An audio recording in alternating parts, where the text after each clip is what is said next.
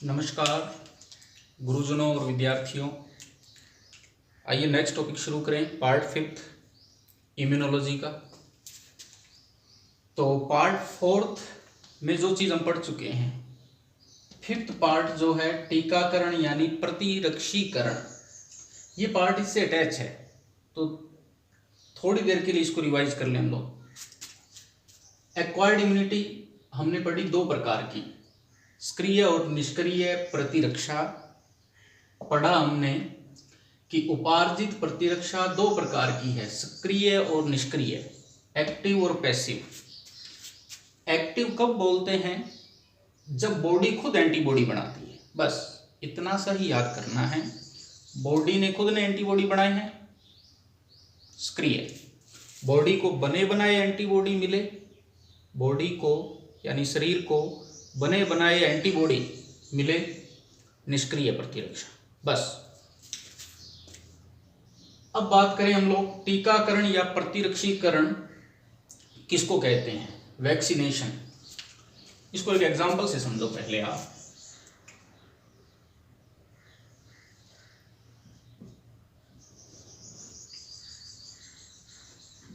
माना ये human body है,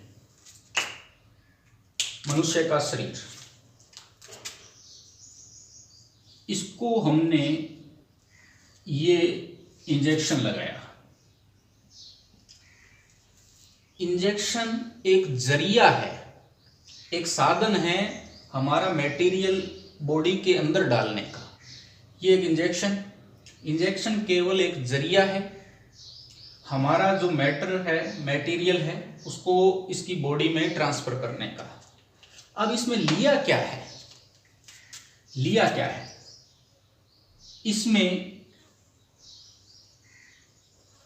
माना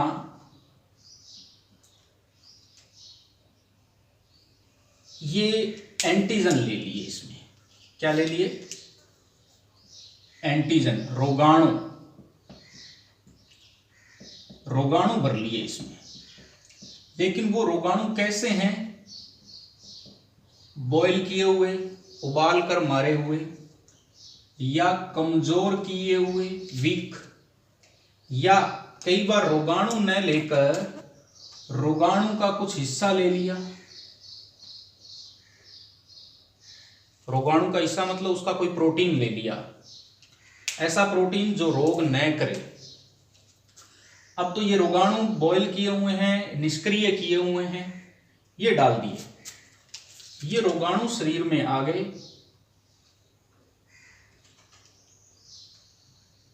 क्योंकि ये रोगाणु इनएक्टिव है तो डिजीज तो करेंगे नहीं, लेकिन हमारा इम्यून सिस्टम क्या करेगा? इनको पहचानेगा। टी लिम्फोसाइट खुद चल पड़ेगी इनको खत्म करने के लिए। उसको थोड़ी मालूम है कि ये खत्म हुए हैं, वो खत्म करने के लिए चल पड़ी। साथ में बी की हेल्प कर दी इसने कि भाई क्या बनाने हैं तूने? एंटीबॉडी। ये बी ने एंटीबॉडी बनाई, ये एंटीबॉडी भी आ गई इनको खत्म करने के लिए, इसको खत्म करने के लिए पहुंच गए और लड़ने लगे। तब पता चला रही है तो मरे हुए ही, तो बची हुई जो बॉडी पार्ट्स थे उसको तोड़ने लग गई। एंटीजन के जो पार्ट्स हैं उसको तोड़ दिए इन्होंने, खत्म। अब देखो,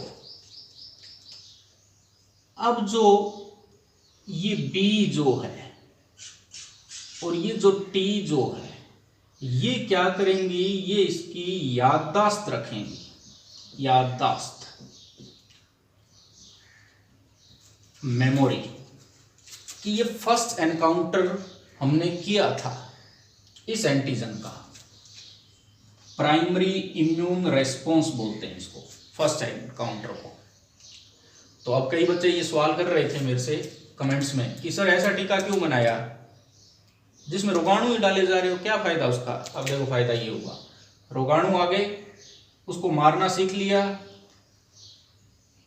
एंटीबॉडी बनाने सीख लिए, पहली प्राथमिक अनुक्रिया हो गई है। अब इन फ्यूचर भविष्य में ये सक्रिय एंटीजन आ गया, रोग करने वाला, यहां तो डेड किए हुए थे, इनएक्टिव किए हुए थे, अब इस बार एक्टिव है, सक्रिय है, ये आ गया टहलता हुआ, घुस गया बॉडी के अंदर। लेकिन बॉडी में घुसते ही, यहां बना देता हूं मैं, ये घुस गया बॉडी में। बॉडी में घुसते ही इस बार क्या है, हमारे इम्यून सिस्टम को पहले से याद है, ये तुरंत ही एंटीबॉडी बनाएगा और इसको डिस्ट्रॉय कर देगा, तुरंत ही। तो पहले से जो थी बी याददाश्त वाली और टी लिम्फोसाइट, ये पहले से ही जानती हैं कि कौन सा एंटीबॉडी बनाना है और तुरंत मार देगी। ये रिएक्शन थी SIR, सेकेंडरी इम्यून रेस्पॉन्स, द्वितीयक अनुक्रिया।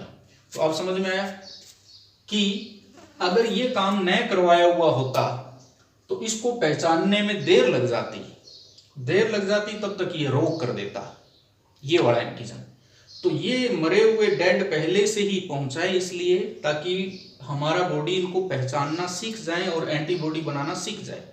तो इसीलिए कहते हैं कि ये जो टीकाकरण है ये मेमोरी यानी स्मृति यानी याददाश्त के सिद्धांत पे काम करता है, याददाश्त के सिद्धांत पे काम करता है वैक्सीनेशन।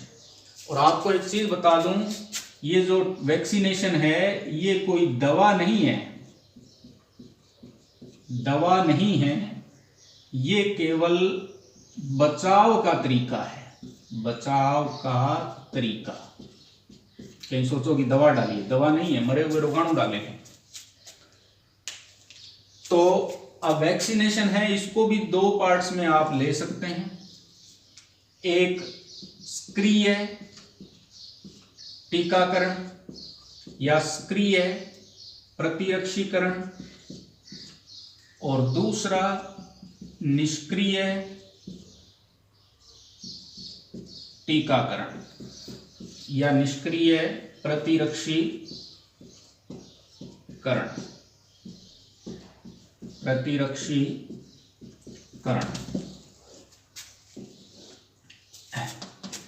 इसमें क्या हुआ था, ये डेड एंटीजन डाले थे, डेड मरे हुए, वीक कमजोर, या एंटीजन का कोई पार्ट डाला था। हमारे शरीर ने प्राथमिक अनुक्रिया कर ली और जब इन फ्यूचर भविष्य में सक्रिय एंटीजन आ गया तो उसको सेकेंडरी इम्यून रेस्पॉन्स से उसको मार लिया जाएगा। किसको? सेकेंडरी इम्यून रेस्पॉन्स से, द्वितीयक अनुक्रिया से उस एंटीजन को खत्म कर देंगे। मतलब ये बड़ा मेथड। और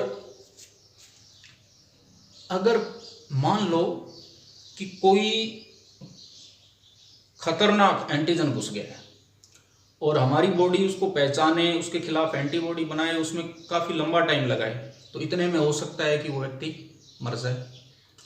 जैसे सांप ने काट लिया, उसने अपना टॉक्सिन अंदर छोड़ दिया, जहर छोड़ दिया, और हम इंतजार करें कि हाँ हमारा बॉडी की जो टी लिम्फोसाइट, बी लिम्फोसाइट इसको पहचानेगी, पहचान कर एंटीबॉडी बनाएगी और उसको मारेगी, उसको इनएक्टिव करेगी, उसे टॉक्सिन को, प्रोटीन, जहर को।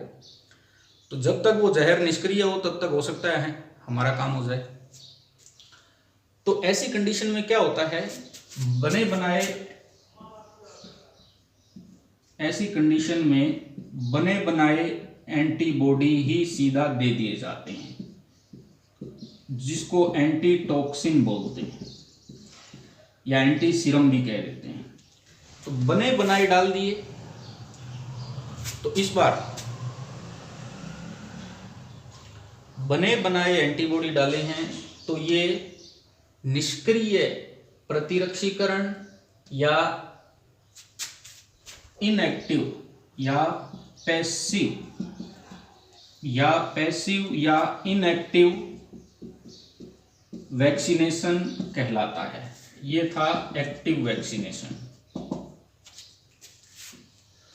तो एक्टिव वैक्सीनेशन में एंटीबॉडी जो है बॉडी खुद बनाएगी। यहाँ बने बनाए एंटीबॉडी डाले हैं, जैसे टिटनस डिजीज, जैसे मैं लिख देता हूँ इधर, जैसे सांप के काटने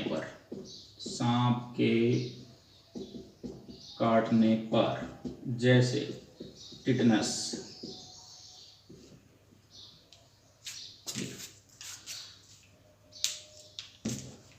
अब एक चीज और दी हुई है बुक में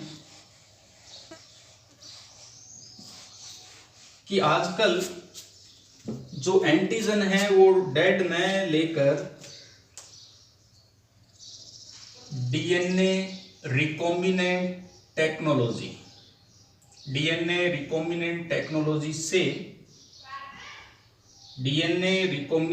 टेक्नोलॉजी से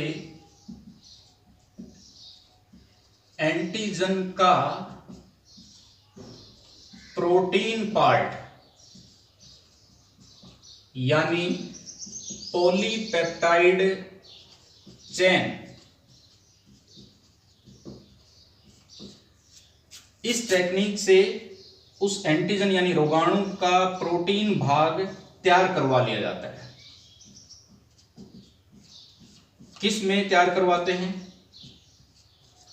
बैक्टीरिया में या east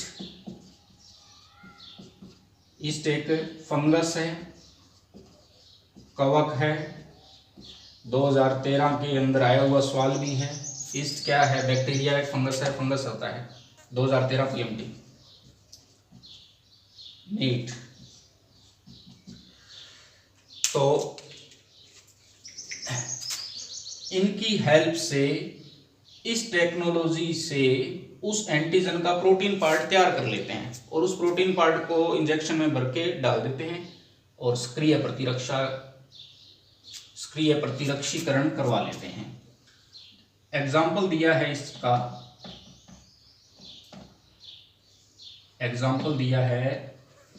with the help of east की द्वारा हेपेटाइटिस बी, ईस्ट एक फंगस है, हेपेटाइटिस बी का जो प्रोटीन है, बी का जो टीका है वो तैयार किया जाता है। हेपेटाइटिस बी के जो एंटीजन पार्ट्स हैं जो टीके में डालने हैं हम लोगों को, वो इस मेथड से तैयार किए जाते हैं। अब एक चीज और आखिरी,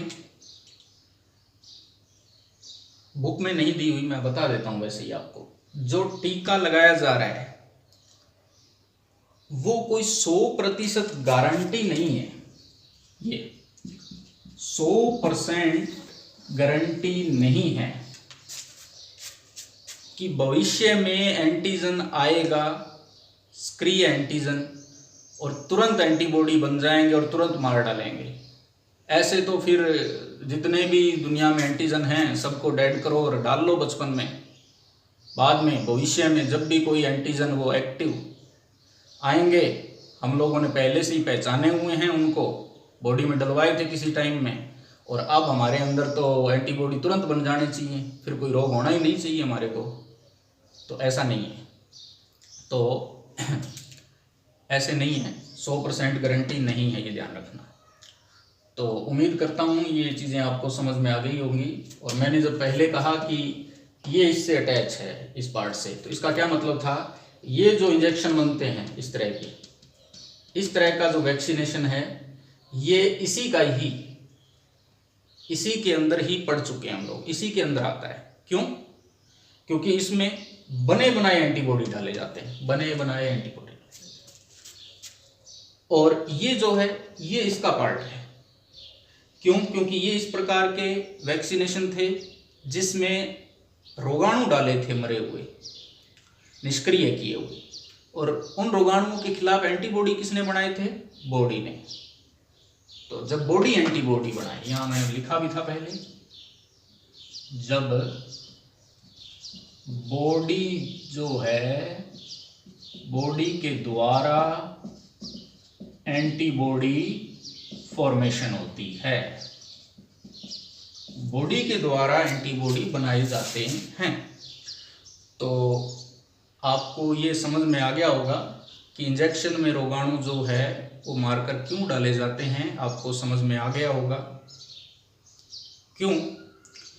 ताकि हमारा इम्यून सिस्टम उसको पहचानना सीख जाए, प्राइमरी इम्यून रेस्पॉन्स हो जाए, प्राथमिक अनुक्रिया हो जाए और उसकी याददाश्त स्टोर हो जाए, इन फ्यूचर वो काम आएगी। थैंक यू विद्यार्थियों।